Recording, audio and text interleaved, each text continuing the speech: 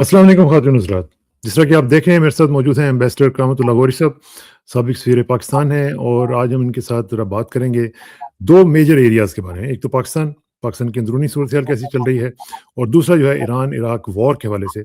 मैं करामतुल्लाह गौरी साहब की इजाज़त से थोड़ी-सी आपको 1-2 अपडेट्स दे दूँ कि एक तो ये है कि जो लेटेस्ट रिपोर्ट आ रही है वो ये है कि अमेरिका का एक तैयारा जो है KC-135 वो क्रैश हुआ है बकौल इनके वो इराक में कहते हैं कि वो क्रैश हुआ है, उसमें 6 सोल्जर्स के जान से जाने की खबरें आ रही हैं।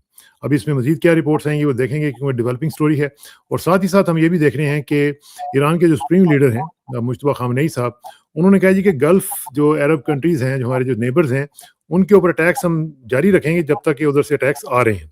तो ये बेसिकली उन्होंने साफ़ तौर पे कह दिया है कि ये जो जहाँ पे बेसिस हैं उनके, जब तक ये बेसिस हैं वहाँ पे और वो ऑपरेट कर रहे हैं हमारे खिलाफ तो हम उनके ऊपर अटैक करेंगे। हम अली लारिजानी साहब जो हैं, जो कि आपको पता है चीफ है नेशनल सिक्योरिटी के, उन्होंने ये कहा है बल्कि धमकी दी है, उन्होंने कहा है कि जो ट्रंप साहब ने उनको धमकी दी है कि हम बिजली के घर जो आपके हैं वो ख़त्म कर देंगे 1 घंटे के अंदर-अंदर। उन्होंने कहा जी हम आधे घंटे में पूरे मिडल ईस्ट की जो बिजली है वो ख़त्म करके रख देंगे। तो ये एक टू एंड फ्रो एक मामला चल रहा है।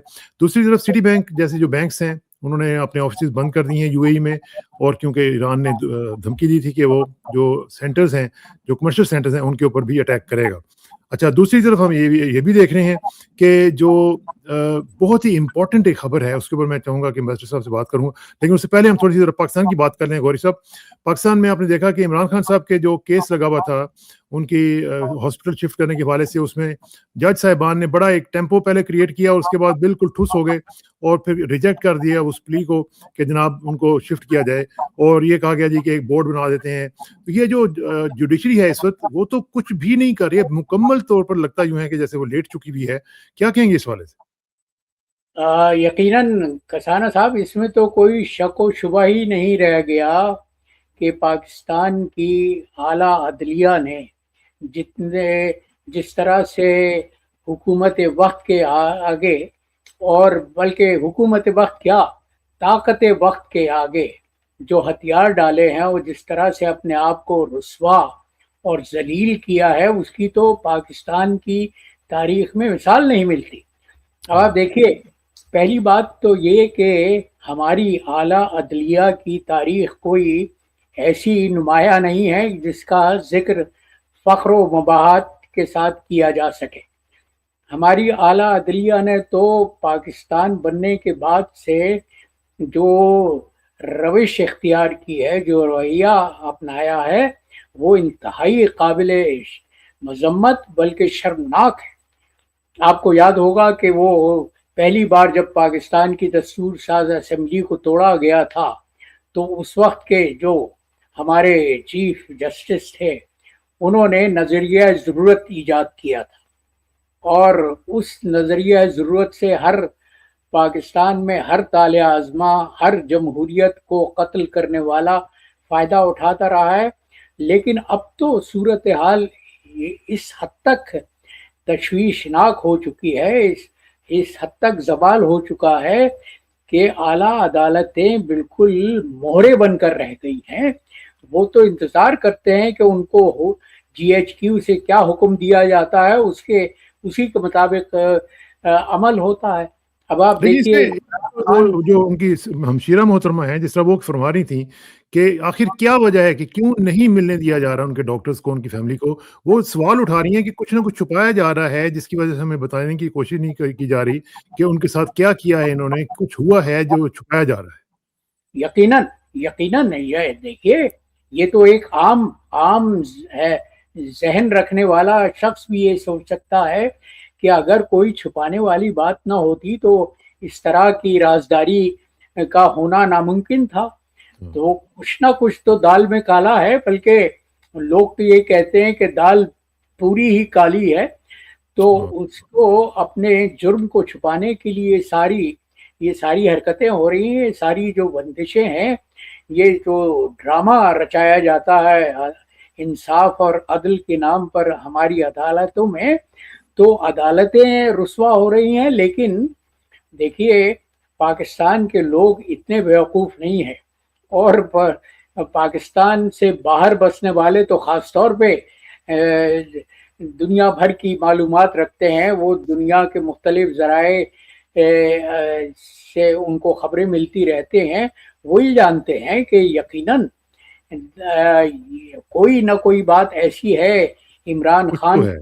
کی، انہوں نے ایسی زیادتی ضرور کی ہے جو یہ دنیا کے سامنے نہیں لانا چاہتے، پردہ رکھنا چاہتے ہیں، لیکن وہ جو آپ نے سنا ہوگا کہ حقیقت چھپ نہیں سکتی بناوٹ کے اصولوں سے، برابر بالکل. یہ خوشبو آ نہیں سکتی کبھی کاغذ کے پھولوں سے.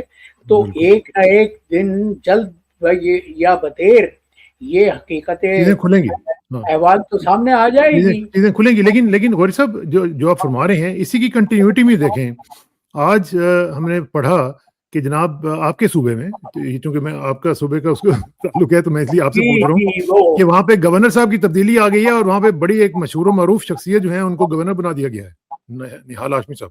نہال ہاشمی صاحب یہ وہ شخصیت ہے. جب آپ کو یاد ہوگا کہ جب سپریم کورٹ نے نواز شریف کو نااہل قرار دیا تھا تو یہ سب سے بڑے بانی مبانی تھے، نواز شریف کے سب سے بڑے حمایتی یہ بن کے سامنے آئے تھے، اور انہوں نے عدالت عالیہ کو اس وقت کی سپریم کورٹ کو، جس میں تھوڑی بہت جان باقی تھی، اور تو اس عدالت عالیہ کو انہوں نے دھمکی دی تھی اور یہ کہا تھا کہ تم اگر نواز شریف کو سزا دے رہے ہو تو پھر ہم تمہارے لیے جینا دشوار کر دیں گے. جس پر اس وقت کے چیف جسٹس ثاقب نثار نے سو موٹو نوٹس لیتے ہوئے ان کو عدالت میں طلب کیا تھا، اور اس کے بعد 9 مہینے کے بعد ان کو سزا سنائی گئی تھی. تو سپریم کورٹ نے 1 ماہ کی قید کی سزا دی تھی اور 5 سال کے لیے ان کو نااہل قرار دیا تھا کسی بھی پبلک آفس کے لیے. تو ایک ایسی متنازعہ شخصیت کو، ایک ایسی داغدار سیاسی شخصیت کو اب سندھ کے لوگوں پر مسلط کیا جا رہا ہے. سندھ کی تو ویسے غوری صاحب دیکھیں، معذرت کے ساتھ یہی تو کوالیفیکیشنز آج کل چاہیے ہوتی ہیں. آپ کہہ رہے ہیں کہ داغدار شخصیت ہے، اسی طرح کی شخصیات تو آج کل چاہیے ہوتی ہیں جو کام کر سکیں. آپ بالکل درست فرما رہے ہیں کسانہ صاحب. یہی تو پاکستان کی بدنصیبی ہے کہ ایسے لوگ جو سزا یافتہ ہیں، جن کا انتہائی شرمناک پس منظر ہے، جو کسی سیاسی اعتبار سے اس کے اہل نہیں ہیں کہ کوئی پبلک آفس ان کو تفویض کیا جائے، وہ تو جو شاعر نے کہا تھا کہ ہر شاخ پہ الو بیٹھا ہے، انجام گلستان کیا ہوگا. تو پاکستان کا جو موجودہ صورتحال ہے وہ تو انتہائی تشویشناک ہے، اور پاکستان سے محبت کرنے والے ہر محب وطن پاکستانی کو انتہائی تشویش ہے اپنے ملک اور قوم کے مستقبل کے بارے میں. ایبسلیوٹلی. اچھا جی، اب میں آپ کو ایک سینیریو ڈرا کر کے دکھاتا ہوں اور میں آپ سے پوچھنا چاہتا ہوں کہ اس پہ آپ ذرا اپنی رائے دیں. دیکھیے، آج آپ کو معلوم ہے یہ جو ایران کے ساتھ جنگ کا سلسلہ جاری ہے، اس میں غوری صاحب امریکہ کے اندر یہ بہت ہی ان پاپولر وار چل رہی ہے. جس طرح 9/11 ہوا تھا، اس کے بعد جس طریقے سے لوگ جو تھے وہ آن بورڈ آ گئے تھے، اس وقت ہم دیکھ رہے ہیں کہ پوری کی پوری جو میجر جو چنکس ہیں آبادی کے، وہ اس کے خلاف ہیں. اب یہ کل میں سن رہا تھا کہ ایران کی حکومت کی طرف سے یہ کہا گیا کہ جی ہو سکتا ہے کہ امریکہ کے اندر ایک فالس فلیگ آپریشن کیا جائے، اس طرح کا جس طرح کہ 9/11 ہوا تھا اس طرح کا آپریشن کر کے لوگوں کی سپورٹ لینے کے لیے یہ کچھ کیا جائے. اور وہ ابھی بات چل ہی رہی تھی کہ ABC جو کہ پاکستان امریکہ کا سب سے بڑا چینل ہے، اس نے یہ رپورٹ کیا کہ جناب ہمیں رپورٹس مل رہی ہیں FBI وغیرہ کو کہ جی ایران جو ہے وہ کیلیفورنیا میں ڈرون اٹیکس کرنے جا رہا ہے. تو کیا یہ جو صورتحال ہے، کیا آپ سمجھتی ہیں کہ یہ واقعتاً اس طرح کی چیز کوئی ہو سکتی ہے؟ اب آپ کسانہ صاحب یہ سوچئے کہ اس وقت ایران پر ایک جنگ مسلط کر دی گئی ہے. ایران بجا طور پر اپنی بقا کی جنگ لڑ رہا ہے. کیا ایران کے پاس اتنے وسائل ہیں کہ وہ 12,000 میل دور कैलिफोर्निया में कोई ऑपरेशन कर और सके। वाई कैलिफोर्निया, क्योंकि देखें ना कैलिफोर्निया तो उधर से बनता ही नहीं है, वो तो बनता अगर ईस्ट कोस्ट से चलें फिर भी बात मानी जा सकती है, वेस्ट कोस्ट में जाके कैसे वो अटैक करेंगे, नहीं नहीं वो नहीं, भी ड्रोन्स के साथ। नहीं, कैलिफोर्निया का इंतखाब यूं किया गया है, वो जो जो जो जिसने भी ये शैतानी मंसूबा सोचा है, उसने कैलिफोर्निया का इंतखाब यूं किया है कि वो जो ईरान के मुस्तकबिल के हुक्मरान होने का ख्वाब देख रहे हैं, शाह ईरान के बेटे हसन, वो कैलिफोर्निया में रहते हैं ना, वो कैलिफोर्निया में साम्राज्य उनकी परवरिश करता रहा है, उनको पाल रहा है, तो इसीलिए कैलिफोर्निया का नाम लिया गया है कि ईरानी वहाँ कुछ कार्रवाई करना चाहते हैं ताकि वो जो ईरान के तख्त के दावेदार हैं उनको नुकसान पहुंचाया जा सके। मैं ये एबीसी की जो रिपोर्ट है ये मैं दिखा भी रहा हूँ, उसमें लिखा हुआ है कि FBI warns Iran aspired to attack California with drones in retaliation for war. ये अलर्ट आ गया FBI की तरफ से। लेकिन इसमें एक और भी पॉलिटिकल एंगल भी हो सकता है। आपको याद है कि ये जो इस वक्त गवर्नर है वहाँ पे, गवर्नर न्यूसम, ये वो शख्सियत हैं जो कि एक तो डेमोक्रेट हैं, दूसरा ये अगला जो इलेक्शन आ रहा है 28 का, वो उसमें हो सकता है कि इलेक्शन में ये खड़े हो जाएं प्रेसिडेंट के लिए। तो इसलिए प्रेसिडेंट ट्रंप के बारे में कहा जा रहा है कि उनको अभी से उसको डिस्क्रेडिट करने के लिए और उनका पॉलिटिकल फ्यूचर जो है वो तबाह करने के लिए इस तरह की बात की जाए, क्योंकि ये उनके खिलाफ हैं ट्रंप साहब के, और ये इमिग्रेंट्स के हक में हैं, तो इसलिए उनको सबक सिखाने की भी कोशिश हो सकती है।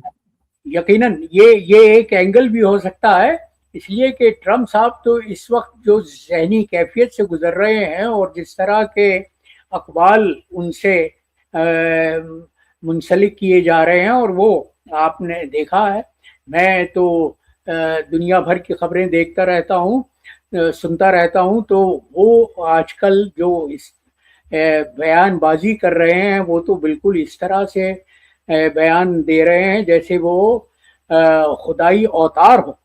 वो कहते हैं कि उन्होंने अभी जो ईरान के ज़िमन में कहा कि मैं चाहूँ तो 1 घंटे में ईरान को बर्बाद कर सकता हूँ, और ईरान फिर कभी इस काबिल नहीं हो सकेगा कि वो दोबारा अपने आप को आबाद कर सके। तो उनका जो अंदाज है वो तो वो है जो फिरौन से मंसूब किया जाता है। वैसे गौरी साहब, जिस तरह हमने देखा था 9/11 पे भी, आज तक कोई ऑथेंटिक चीज जो है वो सामने नहीं आई है। वाकईतन कोई इस तरह का फॉल्स फ्लैग वैसे मोसाद वगैरह से कोई बैद तो नहीं है कि अमेरिका में वो करवा के लोगों की सिंपैथी लेने के लिए कुछ कर लें, क्योंकि इस वक्त ईरान की जो जंग है उसमें तो ये पूरी बुरी तरह बहुत ही मुकम्मल तौर पर ये हार रहे हैं। तो ये हो सकता है कि अपनी अवाम को जगाने के लिए या अवाम की सपोर्ट लेने के लिए कोई इस तरह की हरकत कर डालेंगे, उनकी हमदर्दियां हासिल करने के लिए। और फिर ये जो एंगल है ये भी अहम है कि ट्रंप के समझते हों कि वो एक तीर से 2 शिकार कर सकेंगे। एक तरफ ईरान को बैनुल-अक़वामी बिरादरी में बदनाम कर सकेंगे, दूसरी तरफ अपने डेमोक्रेटिक हरीफ से भी बदला ले सकेंगे और उसको मुंह तोड़ जवाब दे सकेंगे। तो ये अंदाज वो उन हुक्मरानों का है जो अपने आप को मुतलकुल अनान समझते हैं। और देखिए, ये जो ईरान पर हमला किया गया है, तो उससे पहले वेनेजुएला में जो हरकत की थी ट्रंप ने, तो उसके बाद तो ये समझने लगे हैं कि वो कोई ज़ाब्ता, कोई बैनुल-अक़वामी कन्वेंशन उनकी राह में हाइल नहीं हो सकता। तो वो कानून शिकनी तो खुल्लम खुल्ला हो रही है। एब्सोल्युटली। अच्छा जी, एक और चीज़ जो है बड़ी इंपॉर्टेंट है, ये जो नेबरिंग कंट्रीज हैं ईरान के, उनका जो रोल रहा है जंग में वो तो हम देख ही रहे हैं, और जिस तरीके से वो एक कॉम्प्लिसिटी उन्होंने दिखाई है, और वहाँ पे जो बेसिस बने हुए हैं उधर से अटैक्स भी आ रहे हैं ईरान के ऊपर, उसमें कहा यह जा रहा है कि ये जो जंग चल रही है इसमें जो सबसे ज़्यादा جو نقصان ہو سکتا ہے یا ہو رہا ہے وہ بحرین کا اور یو اے ای کا ہو رہا ہے، اور وہ یہ کہہ رہے ہیں کہ Bahrain already 146% debt to G D P اس کے اندر چلا گیا ہوا ہے نقصان کے حوالے سے، اور 10% اس کا اینول بجٹ ڈیفیسٹ چلا گیا ہوا ہے. اس لحاظ سے دیکھا جائے تو بحرین کا جو آئل اور ایلومینیم کی جو چیزیں ہیں وہ تقریباً 2/3 آف گورنمنٹ ریونیو کے مطابق جو ہیں وہ ختم ہو چکی ہوئی ہیں، کیونکہ اسٹریٹ آف ہارمز جو ہے وہ افیکٹ کر رہی ہے ان کو. الجزیرہ جو ہے وہ بھی اس طرح کی چیزیں رپورٹ کر رہا ہے. کیا آپ سمجھتے ہیں کہ باقی یہ جو جنگ ہے اس کا جو لانگ ٹرم امپیکٹ ہے وہ یہ چھوٹے چھوٹے ممالک کے اوپر بہت شدید طریقے سے پڑنے جا رہا ہے؟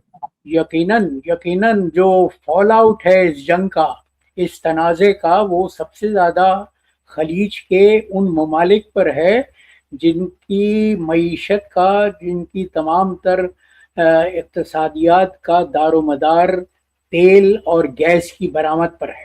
آپ دیکھیے قطر کے پاس دنیا کی سب سے بڑی گیس فیلڈ ہے، لیکن وہ گیس فیلڈ، وہ ایل این جی جو مائع گیس بناتے تھے اور جس کو ایکسپورٹ کرتے تھے وہ تقریباً بند ہو چکی ہے. اسی طرح سے متحدہ عرب امارات کی جو شہرت تھی، عالمی شہرت تھی، وہ اس حوالے سے ہی تھی کہ یہ دنیا میں سب سے محفوظ علاقہ ہے سرمایہ کاری کرنے کے لیے. تو وہ جو غبارہ تھا وہ بھی پھٹ گیا، اور اب دنیا کی بے شمار کمپنیاں دبئی میں اور متحدہ عرب امارات میں اپنے کاروبار بند کر رہی ہے. بینکوں نے، ابھی آپ نے سٹی بینک کا حوالہ دیا تھا کہ اس نے اپنی بینکنگ آپریشن بند کر دی ہے. تو سب سے زیادہ نقصان ان خلیج کے عرب ممالک کا ہونے والا ہے، جبکہ اس وقت جو صورتحال ہے کسانہ صاحب وہ انتہائی گنجلک ہے، انتہائی مبہم ہے، اس لیے کہ ان عرب ممالک کا یہ کہنا ہے کہ ان کی سرزمین ایران پر کسی حملے کے لیے استعمال نہیں ہو رہی. دوسری طرف ایران کا دعویٰ یہ ہے کہ ان کی سرزمین پر جو امریکی ہوائی اڈے ہیں اور بیسز ہیں ان کو استعمال کیا جا رہا ہے ایران پر حملہ کرنے کے لیے. تو صورتحال انتہائی تشویشناک ہے. بلکہ غوری صاحب جو یو کے ہے، یو کے بارے میں الجزیرہ نے رپورٹ کر دی ہے کہ ان کے جو جہاز ہیں، یہاں سے امریکن جہاز B-52 وہاں پہ گئے ہیں اور وہاں پہ وہ بامبز وغیرہ وہاں پہ جا کے ان کے اوپر چڑھائے جا رہے ہیں. تو اس کا مطلب ہے کہ یو کے یہ جو کہہ رہے تھے کہ ہم ڈیفینسو وار کر رہے ہیں، یہ ڈیفینسو تو نہیں ہے، تو اوفینسو پہ چلے گئے ہیں. نہیں، وہ تو کھلی ہوئی منافقت تھی، اور اب وہ ڈھول کا پھول کھل گیا.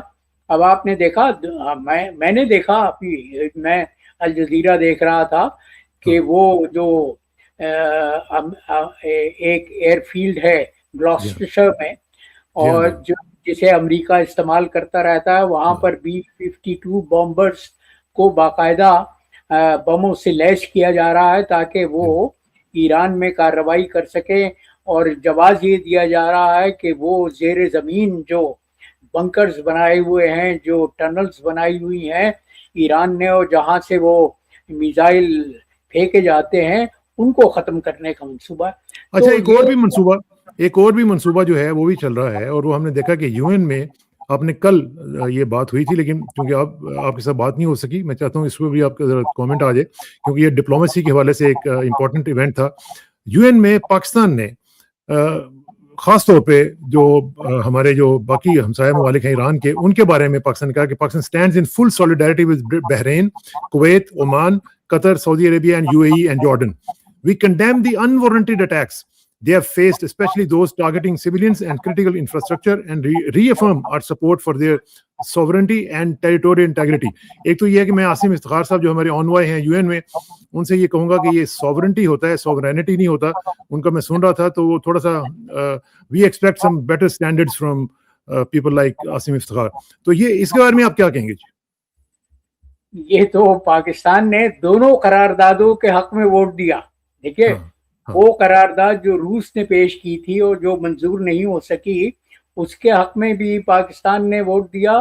اور اس قرارداد میں جس پر ایران پر بلا جواز مذمت کی گئی ہے، ایران کی ایران کو مجرم ٹھہرایا گیا ہے. میں سمجھتا ہوں کہ پاکستان کو اس میں ووٹ نہیں دینا چاہیے تھا, لیکن ہم نے ووٹ دیا. اور روس اور چین نے ابسٹین کیا تو ہم بھی تو کر سکتے تھے. بالکل ایبسٹین کرنا چاہیے تھا, لیکن مجبوری ہے کہ ہمارے یہاں جو حکمراں طبقہ ہے وہ تو پوری طرح سے خلیج کے ممالک کی غلامی میں ہے.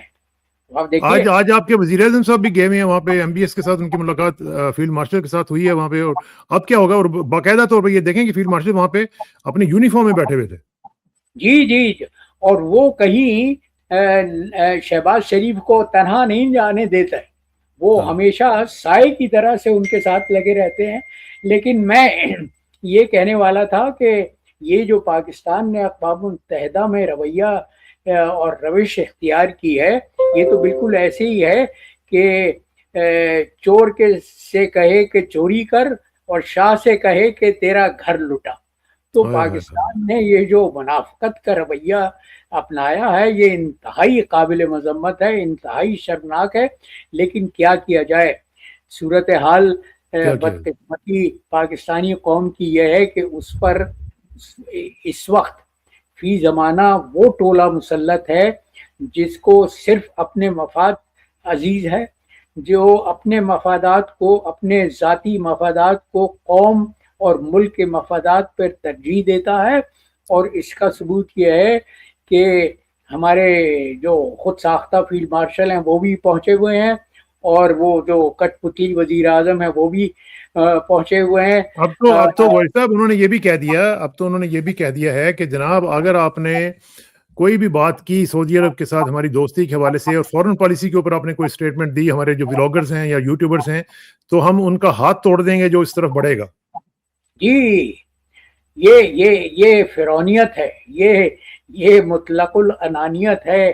اپنے آپ کو خدا سمجھنے والے یہ لوگ بھول جاتے ہیں. اور ابھی ہم لوگ جنگ میں بھی نہیں ہیں گوری صاحب, ابھی ہم جنگ میں نہیں ہیں. جن کی جنگ چل رہی ہے امریکہ کے اندر دیکھیں کتنے لوگ جو ہیں وہ اس آپریشن کے خلاف باتیں کر رہے ہیں, اس کو کرٹیسائز کر رہے ہیں. جن کی جنگ چل رہی ہے, ہماری جنگ بھی نہیں چلی اور دھمکیاں پہلے ہی دینی شروع ہو گئی.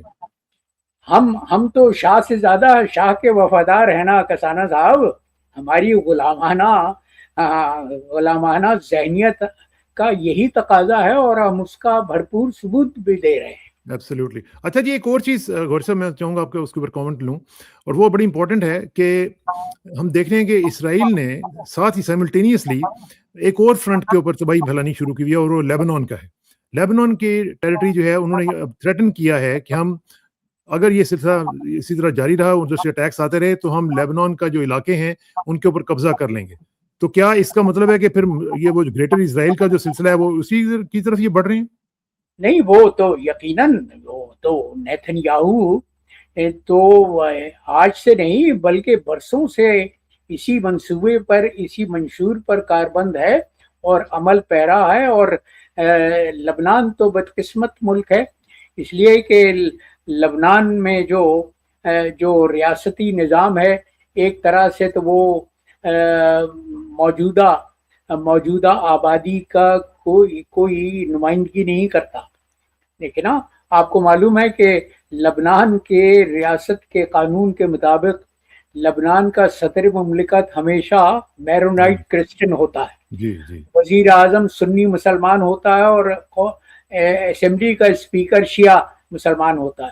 جبکہ پچھلے 30-40 برس میں وہاں پر مسلمانوں کی آبادی میں شیعہ اکثریت ہو چکی ہے. لیکن اس صورتحال کو کوئی تسلیم کرنے کے لیے تیار نہیں ہے. اور اسرائیل تو برسوں سے جنوبی لبنان کے ایک حصے پر قابض ہے, قبضہ کیے ہوئے بیٹھا ہے. بلکہ اب تو وہ دھمکیاں یہ دے رہے ہیں کہ وہ لٹانی ریور جو جنوبی لبنان کی سرحد خط تقسیم سمجھا جاتا ہے اس کو بھی پار کر لیں گے, اور اس کے شمال میں جو لبنان کا علاقہ ہے اس پر قابض ہو جائیں گے. دوسری طرف یہ دھمکیاں بھی دے رہے ہیں کہ اگر لبنانی حکومت نے حزب اللہ پر اپنا کنٹرول نہیں کیا اور حزب اللہ کو غیر مسلح نہیں کیا تو وہ بیروت کو غزہ بنا دیں گے. ठीक है ना। बना ही रहे हैं, बना दिया उन्होंने। अभी तो देखें ना, जो गजा में भी सीज फायर के बावजूद लोग जो हैं वो शहीद हो रहे हैं वहाँ पे। और बाय द वे लेबनान की आपने बात की, बैरूत वगैरह में जो अटैक्स हो रहे हैं, अभी तक 670 से ज्यादा लोग जो हैं वो शहीद हो चुके हैं, और इसके अलावा पता नहीं कितने होंगे। अच्छा जी, एक और चीज गौरी साहब, मैं बड़ा इंपॉर्टेंट टॉपिक है, उसके ऊपर मैं चाहूंगा आपकी जरा राय आए। वो ये है कि जो ईरानियन डायस्पोरा है, आपका भी ताल्लुक रहा होगा मुस्लिम लोगों से जो कि बाहर के ममालिक में ईरानी रहते हैं, उनके बारे में ये कहा जा रहा है, एक रिपोर्ट आई है, वो कह रहे हैं कि एक बहुत ही ब्रूटल किस्म का एक्सपोजर है, जो वो कह रहे हैं कि जो ईरानियन डायस्पोरा है, ये बेसिकली ज़ायनिज्म को और गजा जेनोसाइड को सपोर्ट करते हैं। क्यों? उसकी वजह ये है, वो कहते हैं कि they want to be seen as white and western, और वो साथ ये भी कहते हैं they want to erase there Arab and Muslim ties to fit in. अब ये जो सूरत हाल है, वो कहते हैं कि जो हमारी हिस्ट्री है वो रुक गई थी 7th सेंचुरी में, जब पाकिस्तान ईरान में इस्लाम आया था। तो क्या ये जो ईरानियन डायस्पोरा है, ये अपना को खास किस्म का जो माइंडसेट है वो ईरान के ऊपर मुसल्लत करना चाहता है?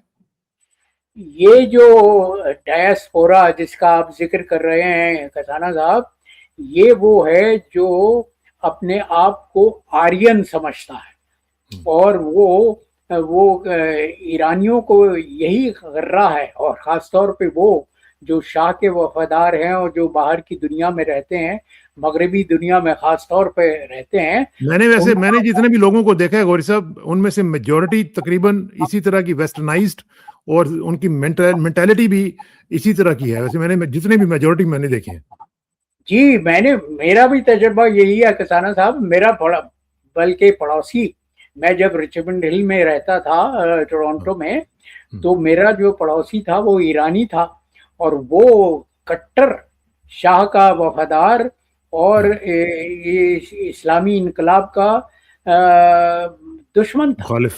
खुला बात करता था कि ईरान में जो कुछ हो रहा है वो इंतहाई अफसोसनाक है, ईरान में ये नहीं होना चाहिए था, इसलिए कि हम तो आर्यन हैं, और आर्यन 5,000 साल से हैं, मुसलमान तो हम 1,000 वर्ष हैं। हाँ, उनका रहन सहन भी काफी वेस्टर्नाइज्ड होता है, मैंने देखा है। और उनके कपड़े वगैरह भी, ख्वातीन के भी, और वो भी उनका रहन सहन का जो अंदाजा है वो भी वेस्टर्नाइज्ड होता है। हमारे टोरंटो में तो ईरानियों की अक्सरियत शाह परस्त है, और वो बल्कि जुलूस निकालते रहे हैं, ईरान के कौंसलेट के सामने बाकायदा एहतजाज करते रहे हैं, नारे लगाते रहे हैं कि वो इस्लामी इनकलाब ने ईरान को तबाह बर्बाद कर दिया, और शाह के बेटे की वापसी मुंतज़र।